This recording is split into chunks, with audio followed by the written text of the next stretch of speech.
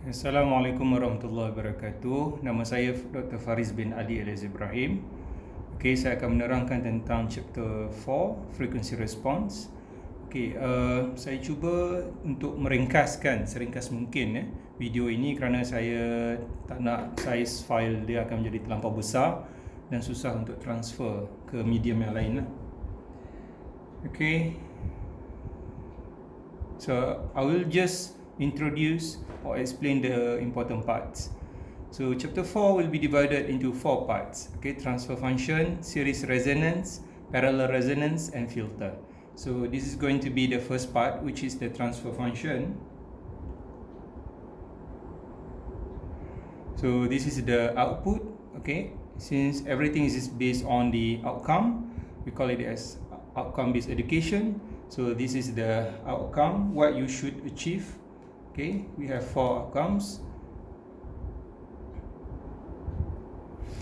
So we begin with the definition. So in final exam or in midterm test, if they ask you about the frequency response definition, give definition of frequency response. Okay, what is the meaning of frequency response? So this is the definition. The frequency response of a circuit is the variation in its behavior with change in signal frequency. So now we are talking about the frequency, not the amplitude or magnitude, not the maximum and minimum. It could be regarded as a complete description of the sinusoidal steady state behavior of a circuit as a function of frequency. So usually in the previous chapters, when we give questions, usually we ignore the frequency part. So for example, we ask you about voltage levels or current levels. Okay, so everything is based on the magnitude values. But frequency response means you limit the magnitude. Okay, you limit the maximum and minimum of the response of the sinusoidal signal. So now what we varies is the frequency. Alright, this is the block diagram of a transfer function. Okay, this is X omega, not W. X omega is the input. This is Y omega is the output. And inside the box here is the network H omega. So this is the block diagram of the transfer function. So the transfer function H omega is also known or called as network function.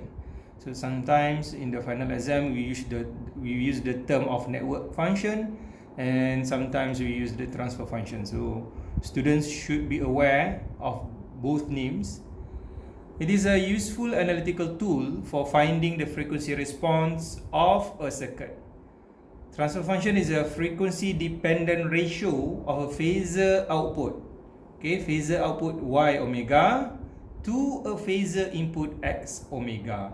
So here we use label Y to represent the phasor output and X to represent the phasor input.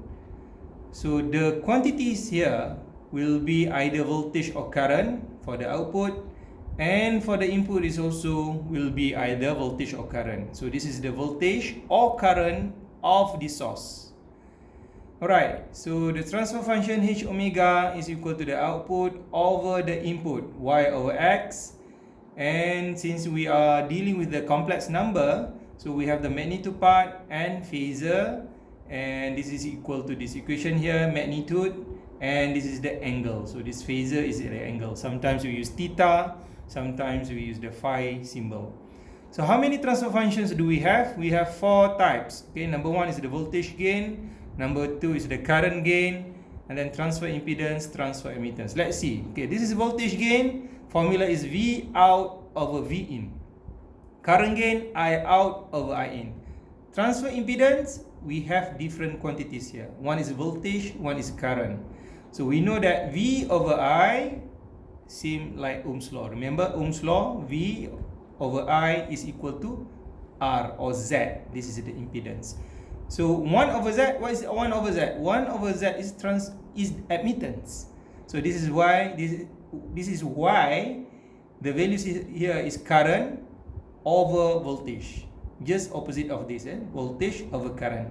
But notice that all the upper parts here is all outputs, outputs, outputs, outputs, and outputs. And the below part, denominator, is always input, input, input, and input. Okay? So we move to this equation here. From the equation of H omega, we also know that this is the mathematical equations given. We have numerator part n omega and denominator part d omega. So the upper parts, usually we will use this in order to find zeros. Okay? And the below part, we will use this equation to find the poles. So this is very popular questions. We ask students to find, determine zeros and poles of a transfer function. So we give you the transfer functions, or sometimes we give you the circuits. You find the transfer functions and then find the zeros, for example. So you know that in order to find the zeros, you have to use the numerator part, the upper parts. So how to do that? You have to make the upper parts, numerator, equal to 0. Make it equal to 0, and then find the roots of that equation. Then that is the answer for the zeros. What about poles? Use denominator. Okay, poles, you have to use the below part. Alright, so roots, if you make the 0, so transfer function will be 0. Okay, if you make the below part becomes this equation, you make it 0, so the below part becomes very, very small. If it becomes very, very small, in other words, the transfer function will be very, very big. So this is why transfer function will be infinity. Okay, so if we give you a circuit like this, I have a capacitor, resistor, I have the voltage source. So what you have to do in order to find the transfer function? Okay, remember back. Let's read the whole sentence of this example 1. Find the transfer function V out over V in of the RC circuit below. So circuit is given. So what is this? V out over V in. Remember back.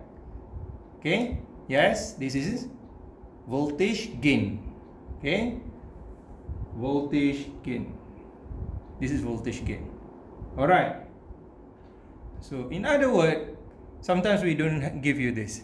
So we ask you, find the voltage gain of the circuit. So you must know voltage gain is actually V out over V in. So how to solve this?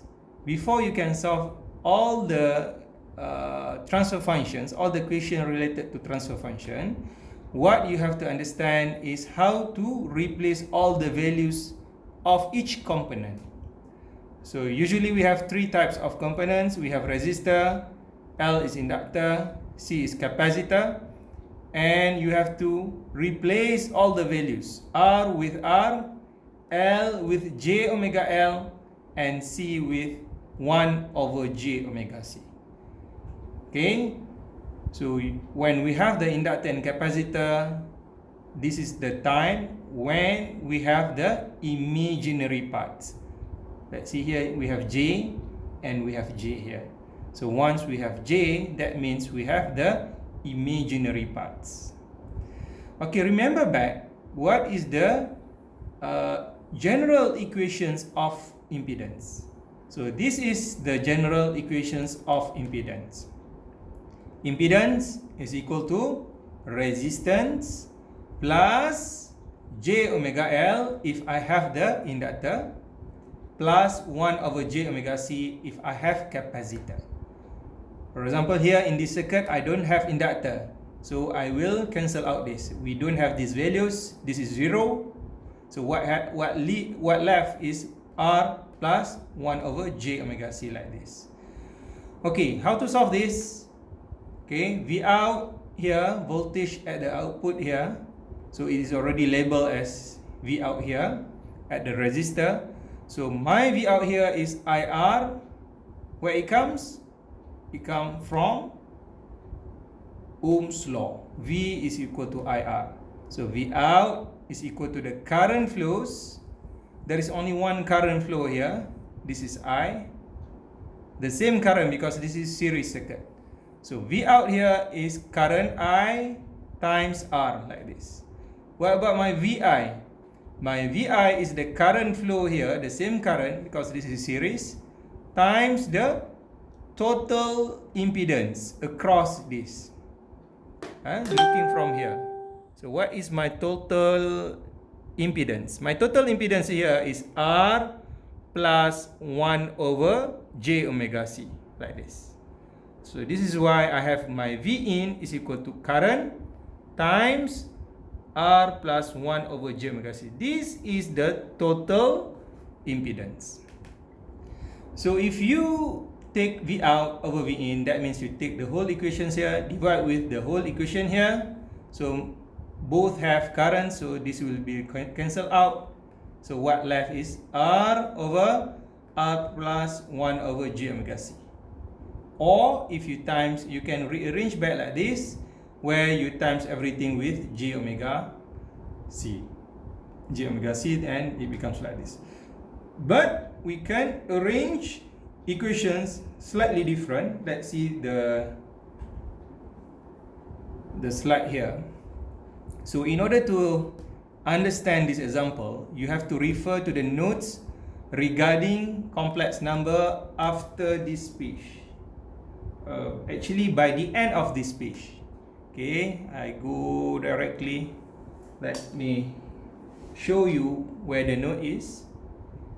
Okay, so you can read, maybe for those who are still not clear about the complex number, so you can go to the last 3 pages of this slide, 1, 2 and 3.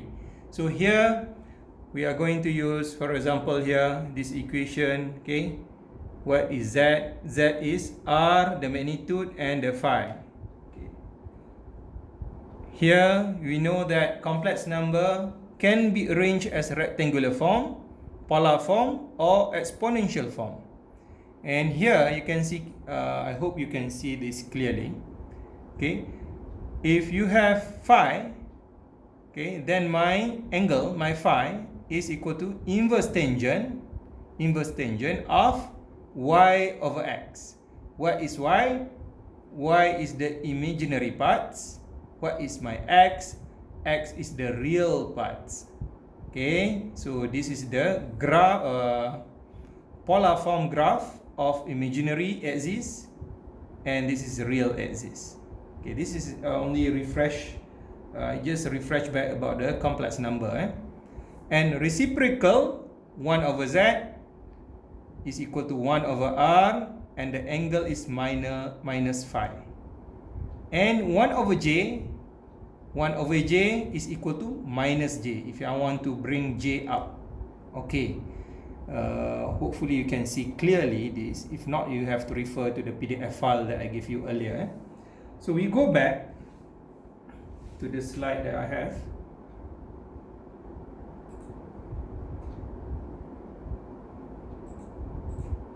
So just now I'll stop here. Alright, so find the V out over V in and sketch the graph. Okay, so the question that we have just now, same questions, same circuit, but now we try to solve it a little bit different. We are going to see this further after this.